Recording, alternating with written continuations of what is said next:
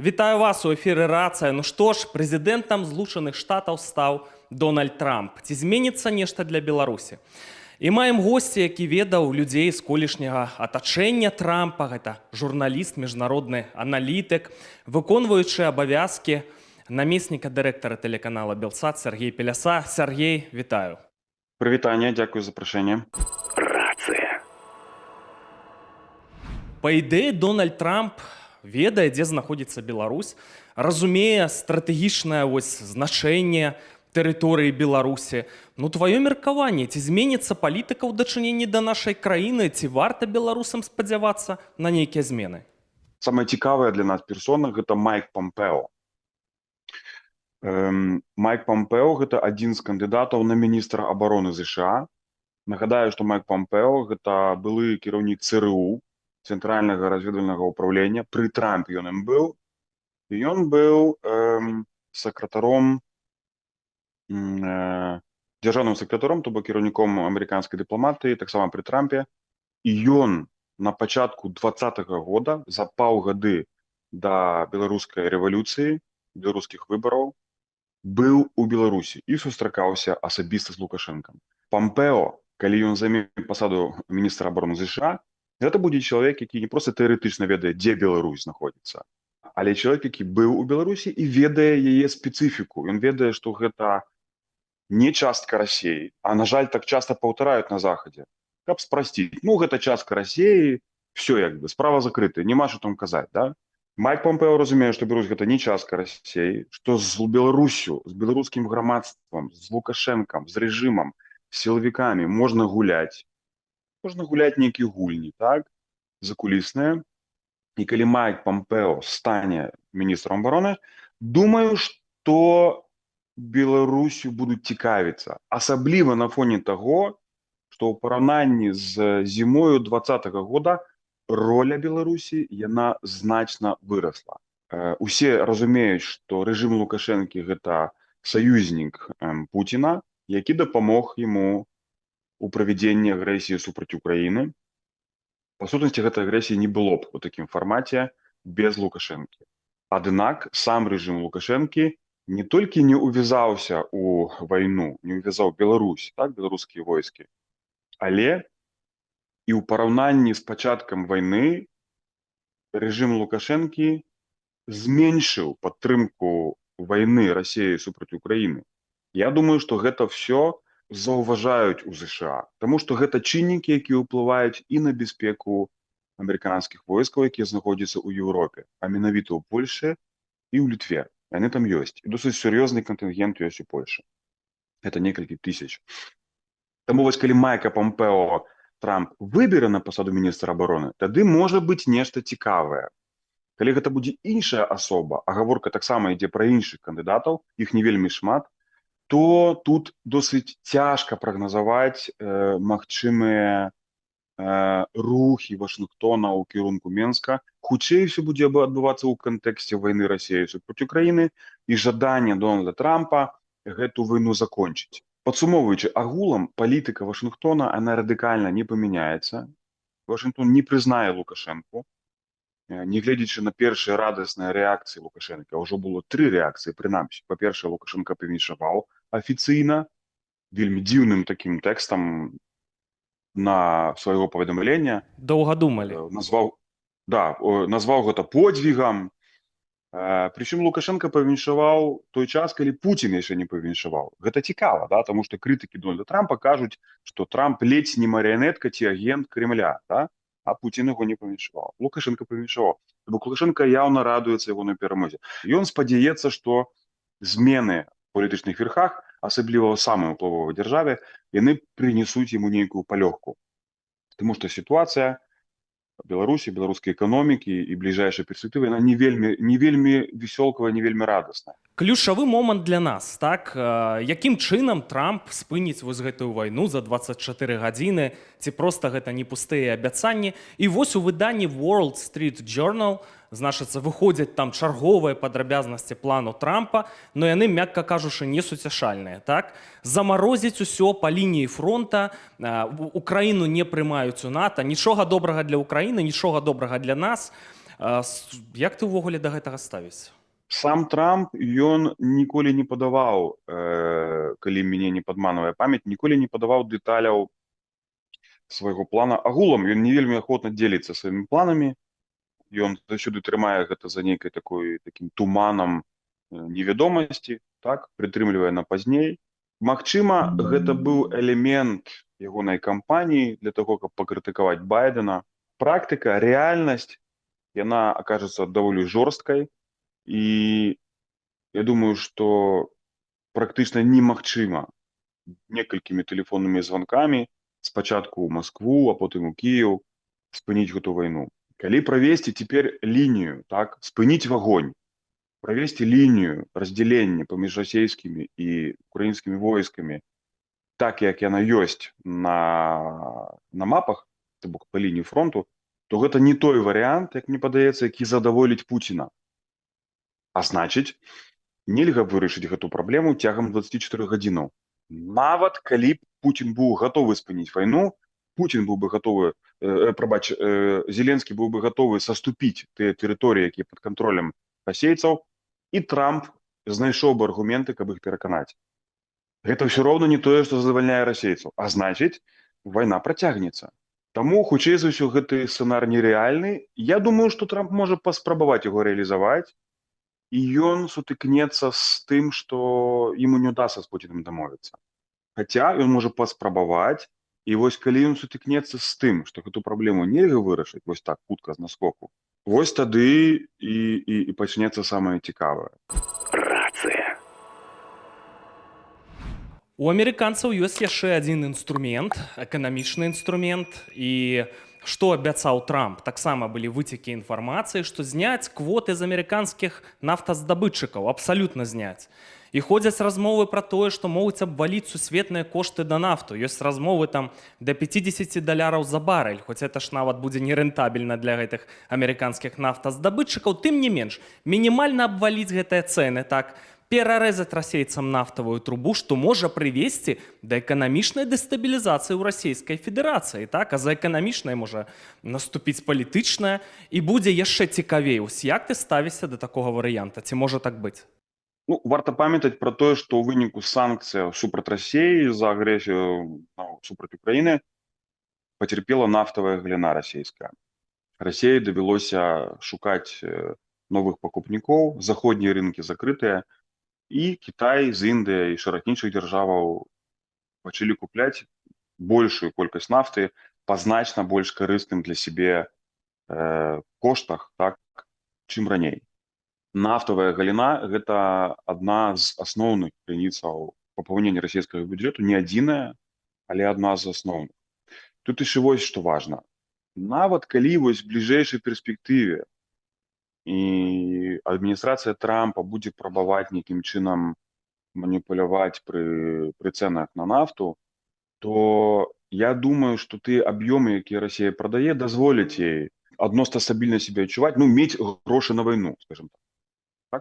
Але ў даўжэйшай перспектыве, у перспектыве некалькіх год, 5, 9, 10 год, сітуацыя можа рэзка памяняцца. Па-першае, у Расіі бліжэйшыя гады пачне скончвацца нафта з найбольшай рэнтабельнасцю здабычы. Ну, танная нафта, скажем так. Гэтыя запасы, яны не вечныя. І нават калі ёсць такая нафта ў Расіі вялікай, па-першае, трэба знайсці, ее трэба даставіць, гэта ўсё далёка, дорага, гэта ўсё ў Сібіры, мароз і так далей, і так далей. Гэта не так, як у Персідскім заліве. Гэта значна складаней. І кошты вялікія. Гэта праблема, я думаю, гэта адзін з галоўных чыннікаў, чаму менавіта ў 22 годзе Расія пачала гэтую вайну. У Расійскай Федэрацыі закрываецца вакно магчымасцяў адбудаваць імперію. Праз 10-15 год гэтай магчымасці ўжо не будзе. Не будзе на гэта сродкаў. Дадатковым фактарам, які пагаршае сітуацыю ў Расіі, гэта пераход асноўных сусветных гульцоў на, ну, скажем так, на іншай крыніцы энергіі, так? Гэта планы Китая, Еўрапейскага звяза, США, перайсці на, ну, нават на электрычны транспорт, так? На меншую эмісію газу СО2. А значыць, і ў Лукашэнкі будуць праблемы, таму што ў Расіі з'явіцца дылема, ці падтрымліваць сваіх хаўруснікаў, такіх як Лукашенко, ін'екцыямі, так, з расійскага бюджэту, разнастайнымі датацыямі, паніжэннем там коштаў на нафту, на газ і гэтак далей, ці скіраваць гэтыя грошы на свае ўласныя патрэбы, на інвестыцыі ў транспарт, у лагістыку здабычы, пастаўкі нафты, на вайну ці на войны ўрэшце рэшт. І я думаю, што і ў Менску гэта разумеюць, таму Лукашенко і казаў на днях на гэтай нарадзе чыноўнікамі, што нас чакае складаная пяцігодка, а можа нават складаны год. Гэта будзе хутчэй за ўсё ягоная апошняя прэзідэнтура, я так думаю. І гэта будзе прэзідэнтура Трампа, гэта будзе прэзідэнтура, калі ў Расіі будзе скончвацца нафта, і рэнтабельнасць будзе падаць. І гэта можа быць той час пераменаў, які памяняе мапу ў нашым рэгіёне. Так? І рэжым Лукашэнкі зменіцца. Гэта не перспектыва года-двух, а хутчэй за ўсё вось гэтай цяжкой пяцігодкі, про якую Лукашенко сказаў. Яна будзе рэальна для яго цяжкой, між іншага за магчымага канфлікту эканамічнага паміж США і Кітаем, за падзення зацікаўленасці на вуглевадароды і як вынік на эканамічныя праблемы ў будучыні Расійскай Федэрацыі. Ёсць такія спадзевы, вот ты кажаш пра тое, што там цягам 10 гадоў эканамічны абвал, но мы памятаем 14-15 год, калі абваліліся сусветныя цэны на нафту, які фінансавы крызіс быў у Расіі. А яны тады не праводзілі такіх працяглых войнаў, а ударыла па іх гэта моцна. Я памятаю тыя часы, аўтамабілі Volkswagen расійскай зборкі там удвая, часам утрая абвальваліся ў цане, ну, калі вот у пераліку на даляр, так? Беларусы тады куплялі Volkswagen Polo па $8,000. Сёння выглядае неймаверным. Ну, а зараз ваююць ужо 3 гады. І, канешне, вялікія страты панеслі. Ёсць аналітыка, што можа быць эканамічная дэстабілізацыя ў хуткім часе. Ну, Сергею, як ты лічыш, што это можа азначаць для беларусаў?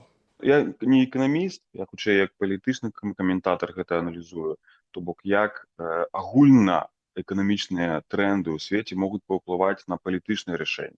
Пакуль што няма перспектывы ў Беларусі пагаршэння эканамічнай сітуацыі ў бліжэйшай перспектыве, аднак з-за яе моцнай залежнасці ад Расіі, калі у Расіі пачнуцца пагаршэнні, гэта паўплывае таксама і на Беларусь. І гэта можа пачацца ўжо ў наступным годзе. І залежыць таксама ад рашэнняў, якія будуць прымацца ў Вашынгтоне, звязаных з коштамі на нафту, так? Звязаных таксама з павышэннем тарыфаў ці мытаў на кітайскія тавары, што можа прывесці да гандлёвага канфлікту паміж США і Кітаем. І гэта адаб'ецца на Беларусі таксама. Рацыя. У 2020 годзе Лукашенко публічна паабяцаў расейцам, што не буду высоўвацца на новы прэзідэнцкі тэрмін. Выходзілі артыкулы ў газетах, все это было публічна. І вось высоўваецца, так? Ну і дзіўныя адносіны ў яго з Пуціным. Ты калісьці сам звярнуў увагу, што ў Менску вось Лукашенко папрасіў яго пакланіцца сцягу РБ, потым сам Лукашенко кланяўся і цалаваў імперскі вось гэты антыбеларускі ордэн у Крэмлі. І вось ён высоўваецца на выбары, і ўзнікае пытанне, што Лукашенко мог Пуціну паабяцаць? Я хачу ў экспрэс-фармаце спытацца ў цябе. Ядзерная пагроза, так? Удар тактычнай ядзернай зброі з тэрыторыі Беларусі, ну, каб удар помсты быў па Беларусі, наколькі сур'ёзна ты да гэтага ставішся? Калі ўзгадаць недаўні налёт Ізраіля на Іран, то там адбыўся сур'ёзны званочак для рэжыму Лукашенка. Ізраіль знішчыў фактычна ўсе сістэмы С-300, якія абаранялі аб'екты ў Іране, сістэмы расійскай ці савецкай вытворчасці, і тыя самыя сістэмы знаходзяцца на ўзбраенні Беларусі, Расіі. Ёсць, канешне, і іншыя сістэмы, але С-300 яны застаюцца ў Беларусі. І мне падаецца, што ў Менску павінны былі зразумець гэты сігнал, што ў выпадку чаго расійская і савецкая вайсковыя тэхналогіі, асабліва супрацьпаветранай, супрацьракетнай абароны, яны не ў стане паўстрымаць заходнюю высокатэхналагічную зброю. Самалёты F-35, ракеты, якія выкарыстоўваюць гэтыя самалёты. Што гэта значыць? Што застаецца толькі адна магчымасць. Гэта прымяненне альбо пагроза прымянення ядерной зброі. То бок, калі дайдзе да канфлікту, а Захад стараецца паўстрымаць вайну ў межах Украіны, каб яна не выходзіла, Украіны і Расіі, скажем так, каб яна не выходзіла па-за гэтыя межы на тэрыторыю Беларусі. Але калі тэарэтычна дапусціць у будучыню такую магчымасць, будуць жа вучэнні Захад 2025 у Беларусі, якія падымуць градус небяспекі ў нашым рэгіёне, Беларусь не зможа абараніцца ад заходняй зброі тым, што ёсць у яе на ўзбраенні. Таму так расейцы і баяцца дазволу Украіне на выкарыстанне заходніх ракет, не толькі амерыканскіх, брытанскіх, французскіх таксама, па цэлях у глыбіні расійскай тэрыторыі. І таму расейцы адпужваюць Захад, не дазваляючы Захаду пагадзіцца, каб Украіна магла выкарыстоўваць ракеты амерыканскія, брытанскія, французскія па цэлях у глыбіні тэрыторыі Украіны. Расія адпужвае пагрозай ядернага удару, так? Таму што гэта апошняе, што ў Расіі застаецца. Больш нічога няма. Лукашенко прабуе бараніцца, бараніць сябе і адпужвае Захад ад нейкіх рашучых дзеянняў, а Захад жа не збіраецца нападаць на Лукашенко. Гэта толькі на ўзроўні ягонай псіхалогіі, аналітыкі, якую яму прыносяць дакладаў, які прыносяць яму спецслужбы. Але адпужванне ядернай зброі гэта тое, што дае яму магчымасць спаць адносна спакойна. Хаця, што цікава, дагэтуль няма ніякіх адназначных, выразных доказаў таго, што ядерная зброя расійская прысутнічае ў Беларусі. Можна гэта таксама разумець як пэўны элемент блеф з боку Лукашэнкі. Ну, гэта ж тактычная ядравая зброя. Я думаю, што даставіць вось гэтыя боегалоўкі, так, яны па памерах невялікія. Вось у нашу студыю, напэўна, змесціцца без праблем. Я думаю, што это можна і незаўважна завесці. У 22-м годзе было шмат аналітыкі, што такая вось буйнамаштабная вайна з Украінай гэта таксама блеф, а яны ўсё-такі пайшлі на гэта. І таму, мне здаецца, трэба сур'ёзна ставіцца да такіх пагрозаў. І вось вучэнні Захад-2025, пра якія ты сказаў.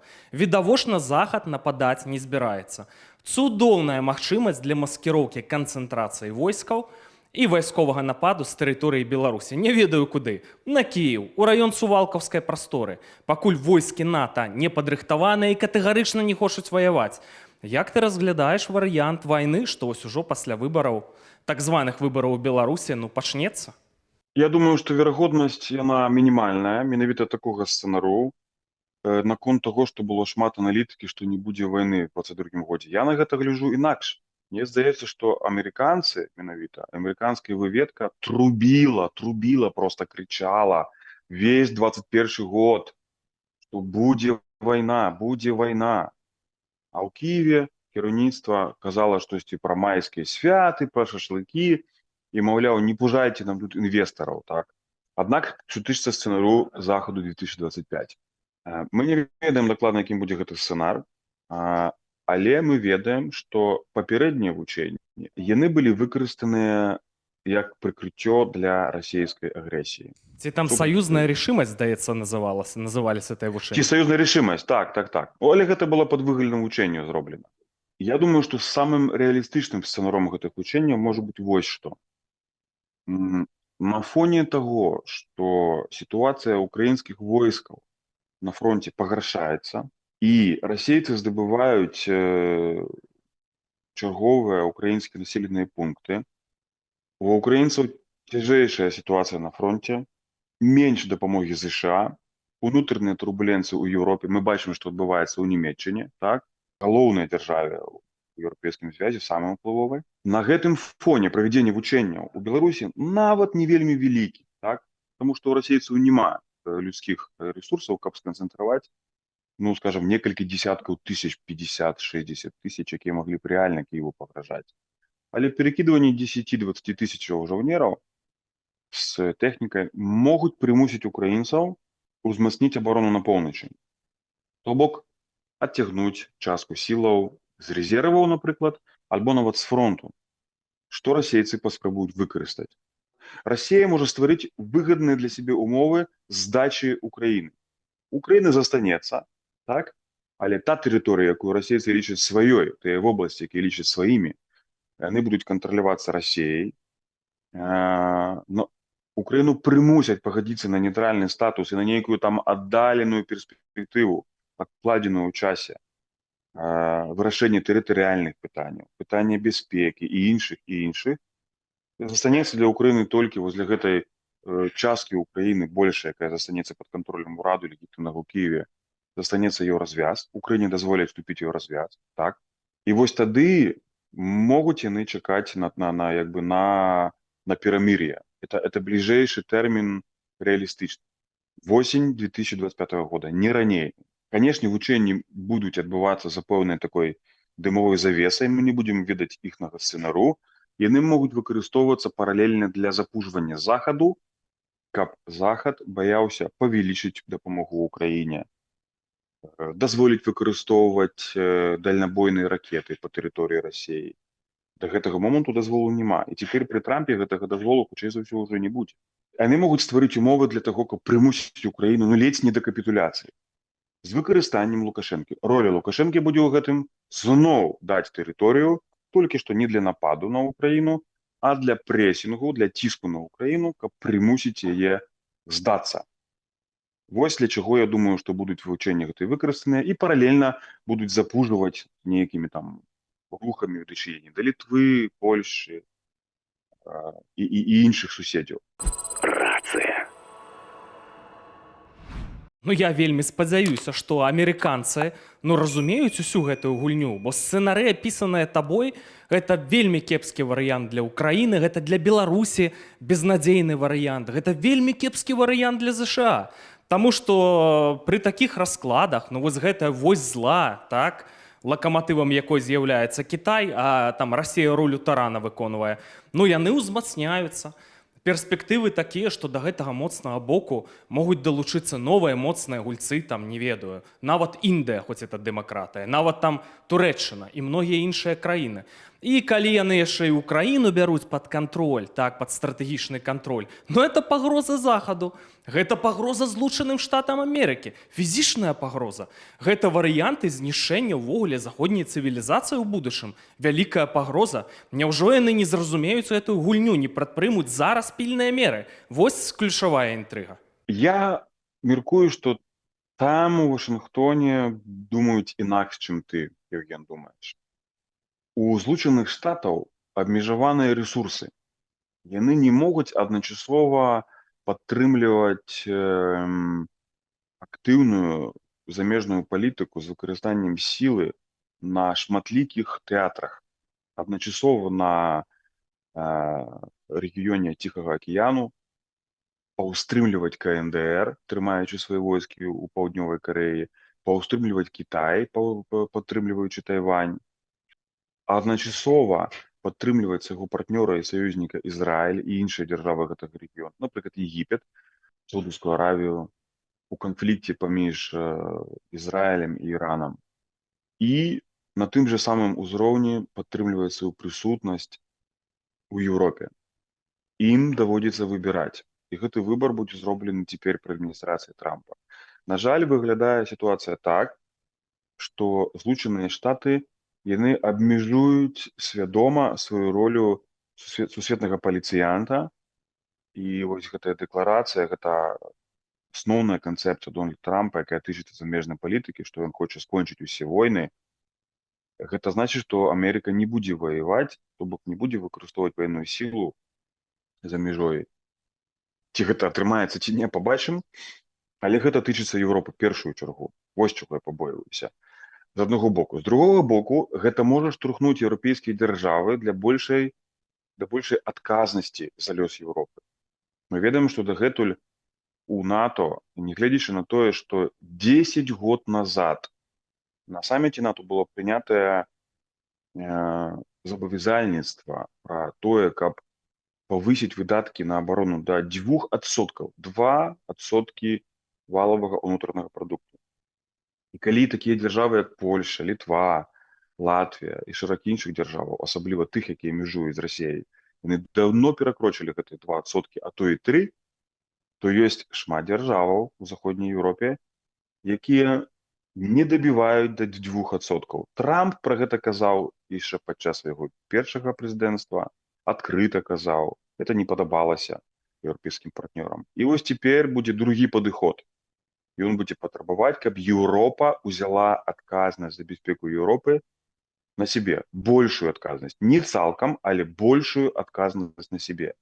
Дзеля таго, каб вызваліць рэсурсы ЗША для іншых больш важных тэатраў дзеяння. У першую чаргу Ціхаакіянскага рэгіёна, дзе наспявае сур'ёзны канфлікт эканамічны спачатку з ЗША, і для рэгіёну Блізкага ўсходу, дзе працягваецца гарячая фаза канфлікту, фактычна неабвешчанай вайны паміж Ізраілем і Іранам. Вось як это прыкладна будзе выглядаць. Амерыканцы не сыдуць з Еўропы, амерыканскія войскі застануцца ў Польшы, аднак будзе выразнае патрабаванне Вашынгтона, каб еўрапейцы узялі большую адказнасць за бяспеку Еўропы на себе. Это не тычыцца ані Польшы, ані балтыйскіх дзяржаваў, якія бяруць большую адказнасць значна, чым Заходняя Еўропа, але гэта будзе тычыцца ў асноўным вялікіх гульцоў у Заходняй Еўропе. Францыі, Нямецчыны, Іспаніі, Італіі і іншых дзяржаваў. Шановныя гледачы і глядачкі, ну вось такая прагматычная аналітыка ад Сергея Пелясы, чалавека, які ведае прадмет размоваў, ведае асабіста генералаў, ведае аналітыкаў з атачэння Трампа там і гэтак далей. Ну, эта аналітыка для многіх можа падацца несуцяшальнай, але што маем, то і маем. Канешне, могуць здарыцца сюрпрызы, мы на гэта спадзяемся, але тут важна, што чакаючы сюрпрызаў, не зблытаць у вузкім танэлі святло ад цягніка, які рухаецца насустрач са святлом у канцы танэлю, але інтрыга трывае. Сергею, дзякуй табе вялікі за гэту аналітыку. Дзякуй за запрашэнне.